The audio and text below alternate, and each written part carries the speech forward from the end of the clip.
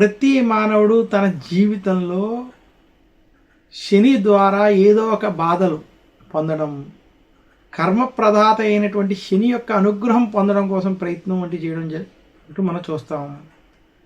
అయితే శని అనుగ్రహం పొందడానికి ఉత్తమమైన మాసం ఏదైనా ఉంటే అది పుష్యమాసం అని చెప్పబడింది. శనికి సంబంధించినటువంటి నక్షత్రం పుష్యమి నక్షత్రం. శని యొక్క జననం జరిగింది పుష్యమాస త్రయోదశి రోజుగా కూడా మనకి పురాణాల ప్రకారం చెప్పబడ్డాయి. పుష్యమాసంలో శని జననం జరగడం చేత ఈ మాసానికి కొంత విశిష్టత కూడా ఏర్పడింది.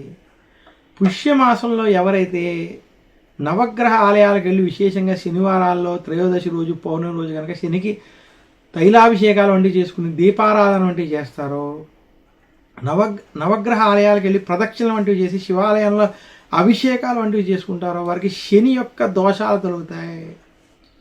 శనిగ్రహం యొక్క అనుగ్రహం పొందడానికి పుష్యమాసం చాలా ఉత్తమమైనటువంటి మాసం. ఈ